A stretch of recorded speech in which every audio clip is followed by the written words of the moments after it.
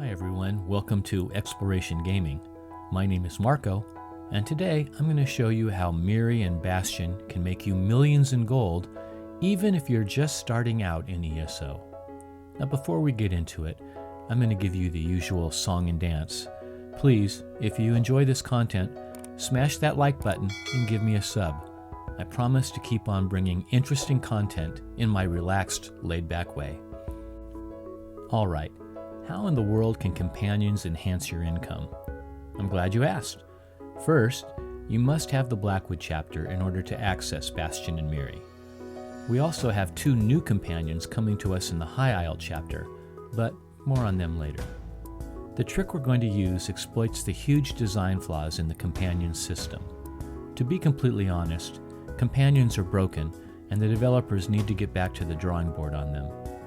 Let's hope Bethesda learns something about the subject before Starfield comes out in November. That new sci-fi single-player game will also employ a talking robot companion. Here's the problem. Companion gear, weapons, and jewelry cannot be transmuted. Whatever trait is on the piece is stuck there. This means gear with helpful traits that players want, like quickening, are going to suffer heaps more than gear with lesser valued traits. Likewise, the companion items cannot be improved at the crafting stations, and purple gear drops at a very, very low rate, especially the rings and necklaces.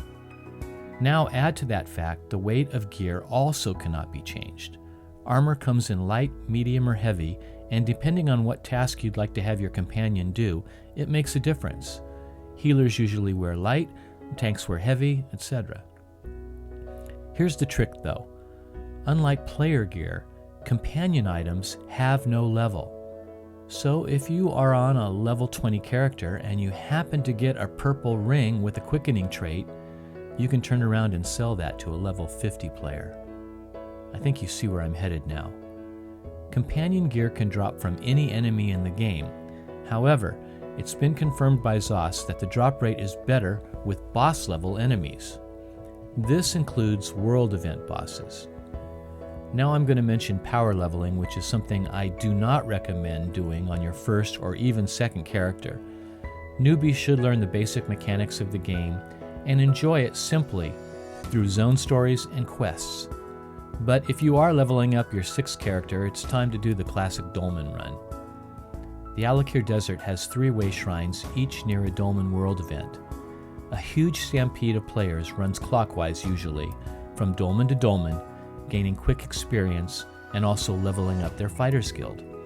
It's mind-numbing, repetitive, grinding work, but you will gain levels quickly. Now the last boss in every Dolmen appears near the stairs. You need to save up some ultimate strength and get ready to hit him fast. Also, obviously, it helps if you're in a large group. Call out in the zone to join it. This method will give you a world level boss every few minutes, thus upping your chances for valuable companion gear.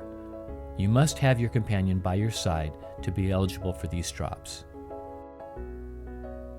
I received 4 pieces of green companion gear, the usual haul of deconstructible jewelry, and several treasure maps during this brief video demonstration. All 3 dolmens can be done in just over 5 minutes.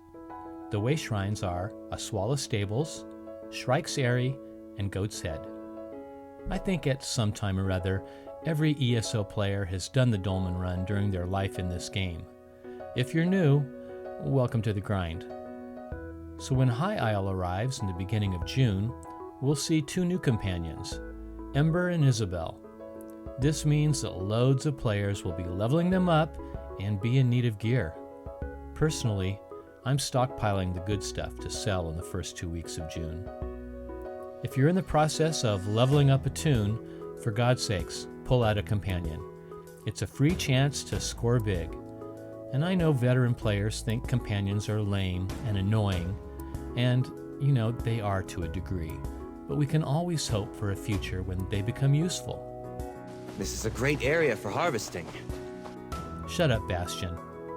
And as always, I'm Marco. Have fun, be safe, and keep exploring.